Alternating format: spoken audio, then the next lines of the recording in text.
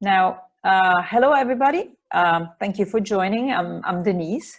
I am absolutely delighted for you that are joining my seminar, and I really do hope that at the end of this 45 minutes together, you'll come out with something useful that can help you through the pandemic, but not only through the pandemic, but in any moment of your life where change will happen and needs to happen.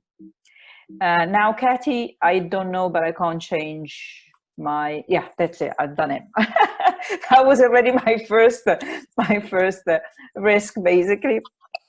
So who am I? And I'm an international C-level executive. I've worked for Vodafone for 20 years, and I started my career in DHL, then moved in what today is Sky, and then worked for 20 years for Vodafone. And this is one of the reasons why I say I am a woman in love with technology. I've been absorbed by technology and by connectivity for many, many years of my life. I am a company director. I am in the INSEAD network because I have a certificate in IDPC in corporate governance. I'm quite knowledgeable around managing big corporation, big business units, around acquisition, consolidation, digital transformation. In particular for the telecommunication industry and for the media industry. I speak Italian, I speak English, and I speak Spanish, more or less. The three of them are at the same level. I would say Spanish a bit less, but this is who I am. I also work in Italy, or at least I help the INSEAD alumni in Italy as a board member. And I have the responsibility of the women agenda. What can we do more? What type of event can we arrange for women? I'm a wife. I am a mother of 2 young adults at this point, and I have called home 7 different countries all throughout my life, both as a daughter and then as a mature woman and as a mother. I'm a Bikram yoga fan, so I'm a bit into yoga and into this breathing. I like traveling, as you can imagine, and by being Italian, I also love cooking, but I only cook for friends and family. I'm not on the path of I will open a restaurant. That's not what is important. But if you will ever get an opportunity to meet one day face to face, I tend to be appreciated as a good cook. Let's put it like this. So in these days of the pandemic, I think I've overcooked a bit, but I did practice a lot of that. So this is who I am.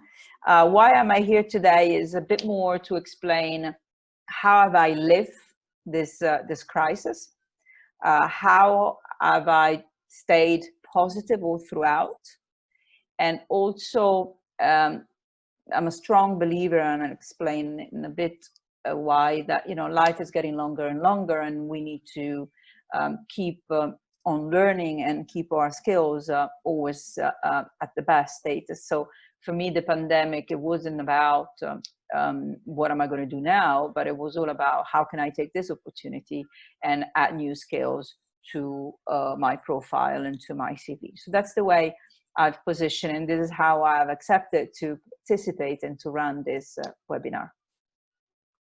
So enrich, because at this point you've seen everywhere the word enrich written, and enrich within a compass. What is enrich? Enrich for me, as I said before, life is getting longer and longer, and what it is important for me is not only a question of how many more years will I live, so it's not only a quantity of years, but what is going to be the quality of those years that hopefully I will have the opportunity to live. And I like to take this opportunity to having more years to live. What more opportunities, what more experience can I bring into my life? And thinking of like this, I started also to appreciate that this is a problem or an opportunity that we will all face, regardless of our gender, our race, our religion, or our age. We will have this opportunity, and what is important is how do we keep our skills and competence that we can really have a fulfilling life all throughout.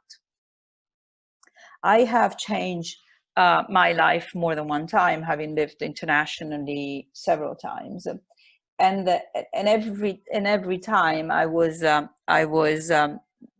driven by the new experience that I would have. but at the same time, I felt like, you know, sometimes this change was enforced on me, and some other times was chosen by me. But at the same time, whatever it was my decision or not my decision, I had to make the change. I had to transform my life. And especially with what is happening today, with the speed that changes is happening, it's not like it was in the past that, you know, you will go to school, you will get married, and then you have a job for a lifetime, and probably you will retire at a certain point. Realistically, these days, as we all know, that we're not going to have one career. Probably what I've learned at the age of 20 at university is already at the age of 35 is probably going to be old knowledge. And this life will force us to keep on changing. So for me, it's all about how do I embrace change and make it an opportunity instead of having fear of change and being left behind. So this is what I call, for me, what Enrich is. It's not a question of enriching in terms of wealth, but it's a question of enriching myself in new skills, new experience, new people, new relationship. And while I live this life, what is important for me is that this concept of positivity stays with me. And also, I am a mentor, by the way. I'm a mentor. I do a lot of mentorship. I also do it for INSEAD, for the alumni in INSEAD in the UK, and I do other things also for INSEAD Italy. And I've also started to appreciate that sometimes when I need to embrace change, the big changes of my life, I do tend to have sessions for myself on where do I want to go from here onward. So a very serious and in-depth assessment on where do I see myself. So this is really what is Enrich. Now, talking to an old friend of mine, a good friend of mine, some time ago, this person asked me, well, Denise, you've changed your life, you know, you packed and transformed it several times. You must have a process that you rely on each and every time, that because if not, how do you do it? So I listened to that question and I said, oh, that's not true. I don't have a process. I just go in a very natural way. I embark myself. But then when I went home, I really thought of this question in a way more calm way. And I said, you know, but this is a good question, actually. So what is it that really your brain does, Denise, when, you know, you get a new job offer, you change country?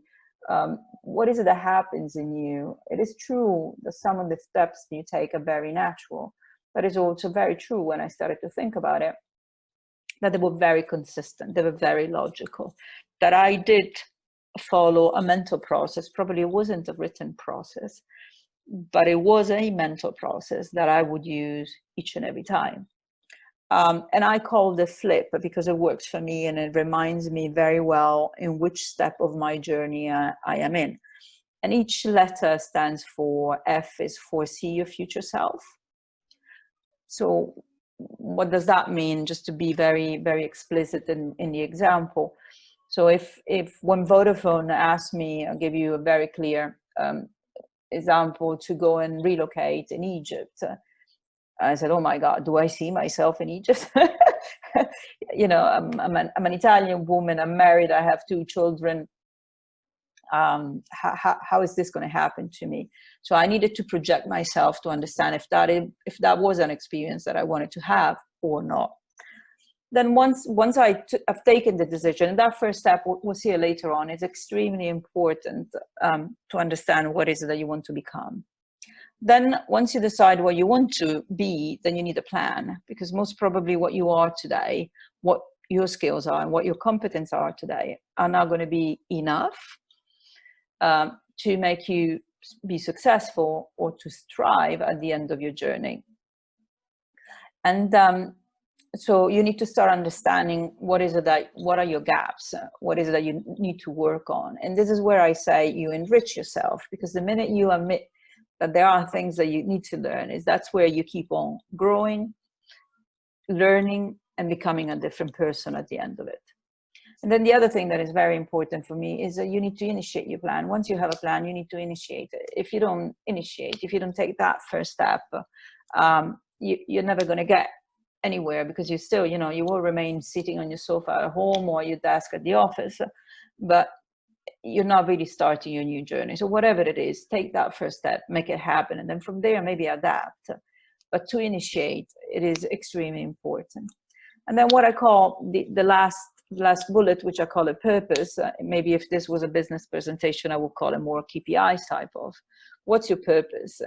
And that purpose, though, it needs to be with a traceable result. So what are your KPIs that are going to drive your change, that are going to make you become who you want to become?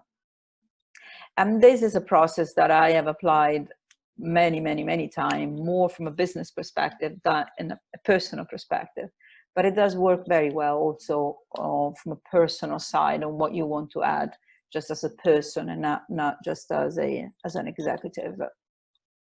If I give you some real example that I've just lived, actually, I am living just now during the pandemic, when the whole lockdown story came around the coronavirus, and I said, oh my God, what am I going to do?